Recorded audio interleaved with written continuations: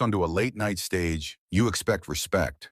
But what happens when the host decides to tear down a legacy for laughs? This is the moment Sylvester Stallone faced more than just questions. He faced a war of words. The night had all the makings of a standard late-night interview. The lights were low, the crowd buzzing, the jazz band wrapping up its intro as Jimmy Kimmel took the stage with his signature grin. "Tonight we have a very special guest," Jimmy said. "The man who made mumbling an art form. Rocky himself, Sylvester Stallone." The audience erupted in applause as Stallone appeared, his presence still magnetic despite the years. Dressed in a sharp black blazer over a deep maroon shirt, he waved to the crowd and took his seat beside Jimmy, offering a polite smile. "It's good to be here," Stallone said, voice gravelly as ever. "Good to have you, Sly," Jimmy said, leaning forward. I was told you'd be bringing wisdom, experience, a few unintelligible syllables, and maybe a protein shake." The audience laughed politely. Stallone chuckled, but his eyes narrowed slightly. "Well, I left the protein shake backstage," Stallone replied. "Didn't want to outshine your green juice," Jimmy smirked. "Touché. So let's talk about your new movie, another action flick?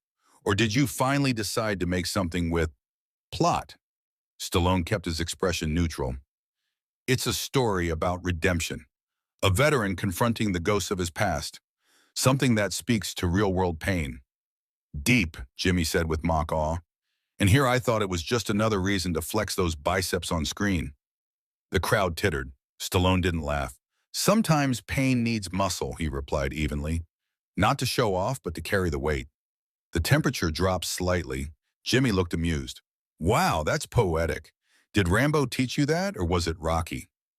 Stallone leaned back. "Funny, I always thought comedy should punch up, not down." Jimmy raised his eyebrows, surprised by the jab. "Just having fun," he said quickly. "Don't want to get body slammed on live TV." "Don't worry," Stallone said. "I only hit when it's scripted." The tension was building. The studio audience sensed it. So, what started as banter was shifting into something sharper. Jimmy tried to steer things lighter.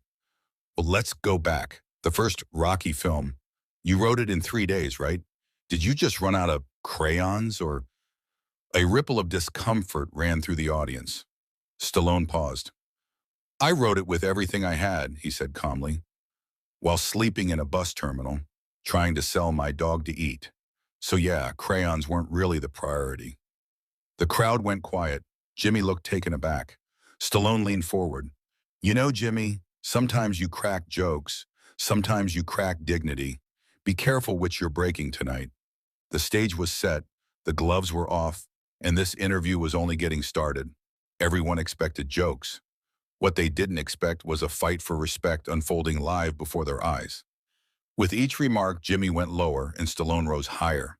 Jimmy leaned back, smiling, as if nothing had just happened. "You know, Sly, you should do stand-up. That comeback was almost intelligible." Stallone didn't flinch. "And you should try sincerity sometime. It might shock your audience." The crowd let out an audible "ooh," sensing the tension ratchet up. Jimmy, clearly enjoying himself, pressed further. "Let's be honest. You've made more sequels than Hollywood has original ideas. Ever think of just letting it go?" Stallone crossed his legs slowly. "I keep telling stories people want to hear. Maybe that's the part that bothers you." Jimmy chuckled sarcastically. "Or maybe it's that you keep playing the same guy with a new haircut." Stallone's gaze sharpened. "Better than being a new haircut with the same jokes." The audience roared. Jimmy smiled tightly. Okay, touche. But seriously, isn't there a part of you that worries people only see you as a punchline?" Stallone leaned in. "Only when hosts like you try to write the jokes. Let me remind you, Rocky wasn't just a film. It was hope for a lot of people who had none." The atmosphere shifted again. The applause came, strong and heartfelt. Jimmy tried to reclaim the momentum. "But you're a millionaire now, right? Don't you think it's a bit rich talking about struggle?" Stallone's voice deepened. "Struggle doesn't expire with a paycheck. It leaves scars. And it teaches you to recognize when you're being used for someone else's punchline." Jimmy was silent for a beat. "You think I'm using you?" Stallone didn't blink. "You tell me." The audience held its breath. For the first time, Jimmy looked uncomfortable. Then he forced a laugh. Well, folks, I didn't realize we booked a philosophy major tonight. Stallone smiled. Funny, I thought we booked a host. The studio erupted again. Jimmy clenched his jaw. The game was changing, and he was no longer winning. He scrambled for a new angle. So how do you respond to critics who say your career is just nostalgia now? That without the past, you're not much in the present? Stallone's tone turned colder. Critics talk, legends work, and I don't need to relive the past. I built it. There was a pause. The audience, nearly breathless, burst into thunderous applause. It wasn't just support, it was respect. Jimmy finally leaned forward, trying one last time. Come on, Sly. Can't you take a joke? Stallone's smile faded. Can you take the truth? Silence, the kind that swallows a room whole. And then Jimmy looked at the camera, forcing a grin. We'll be right back after this short break. If Stallone doesn't punch me before then. But everyone watching knew this wasn't just a break. It was a battle line, and it was far from over. When words start cutting deeper than expected, even the strongest can feel the heat. But Stallone doesn't flinch. He responds with the force of a man who's had to fight his whole life just to be heard. The commercial break ended and the lights snapped back on. Jimmy straightened his jacket and put on his polished grin. We're back with the one and only Sylvester Stallone, he said, voice syrupy. The man, the myth, what is it now, 80-something-year-old action figure? Stallone let the audience laugh unmoved. Better to be molded in stone than made of plastic, Jimmy. The crowd applauded again, louder this time. There was a shift in the studio, a divide, Jimmy noticed. Well, I have to say, Jimmy said, pretending not to feel it, your fans are loyal, almost aggressively so, like they think you're still that scrappy underdog from Philly. I am, Stallone said simply. I just wear better shoes now. Jimmy scoffed. But come on, Sly. Haven't we moved past the whole underdog thing? Isn't it time to hang up the gloves, literally and metaphorically? Stallone looked him straight in the eye. You ever tell a soldier to hang up his boots because the war makes you uncomfortable? Jimmy blinked. The air got heavy. I don't think making a Rocky IX qualifies as war. It does when you're fighting cynicism, apathy, and the belief that people like me can't still inspire. The audience burst into applause. Stallone's voice, steady and calm, carried weight. Jimmy attempted another jab. So what you're saying is it's not ego, it's mission? No, Stallone said, it's responsibility. To remind people that you don't stop because the world tells you to. You stop when you decide you're done. Powerful words, Jimmy nodded, then added quickly, spoken like a man trying to sell a box office ticket. Stallone's eyes hardened. You know, Jimmy, you keep trying to turn this into a punchline. Maybe because deep down you're afraid someone might take me seriously. The crowd erupted. Jimmy sat back, visibly rattled now. You want to know what scares me, Sly? Jimmy said, feigning calm. It's that people think your on-screen persona is who you are, that Rocky is real. Stallone leaned forward slowly. Rocky is real, not just because I wrote him, but because millions of people saw themselves in him. He's a mirror, Jimmy, something you clearly avoid looking into. The silence that followed wasn't awkward. It was electric. The tension had crystallized, and everyone knew it was going to explode. There's a point when even the most composed man decides enough is enough. And when Sylvester Stallone stood up, the entire world watched. The air was leaden when Jimmy leaned back and said, So, Sly, what's next? A line of anti-aging supplements? Maybe a reality show? Keeping up with the comebacks? The audience chuckled weakly, but there was hesitation now. They felt it. The moment had changed. Stallone exhaled slowly.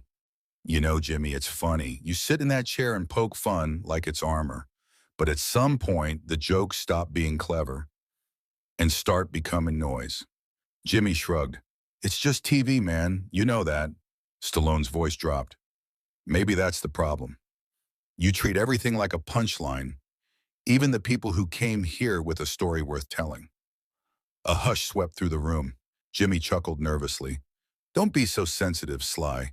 You've taken real punches. Surely you can take a few words? Stallone stood up. The movement was calm, slow, deliberate. The audience gasped. "I've taken enough," he said, "and I've given enough to this industry, to this audience, to the spirit of what real storytelling is about."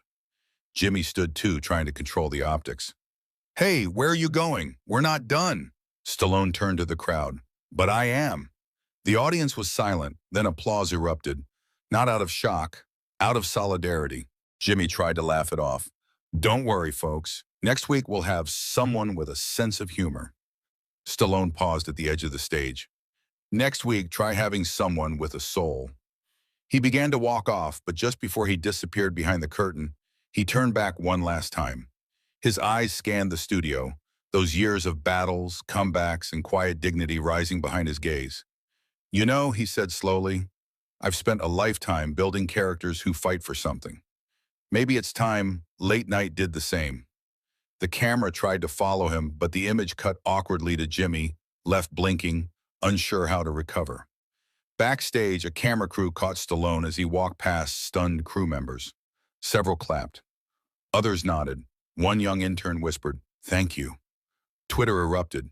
Hashtags like #respect, Stallone and #late night gone wrong began trending worldwide. Memes flooded the web. A still of Stallone standing proud as the caption read, "Strength isn't loud, it's dignified." The segment was replayed endlessly on news outlets, dissected by pundits and praised by fans. Even celebrities chimed in, actors, directors, athletes, offering their admiration. Stallone hadn't just walked out of a studio, he had walked into history. What started as just another late-night appearance turned into a moment of raw confrontation, one that exposed not just egos, but values. Stallone didn't storm out in anger. He walked out in dignity, and the audience, both in the studio and across the globe, knew they had just witnessed something real. Who was right? Who went too far? Let us know in the comments. And if you want more stories that pull back the curtain on celebrity moments the world can't stop talking about, subscribe now. This wasn't just another talk show episode. This was a turning point,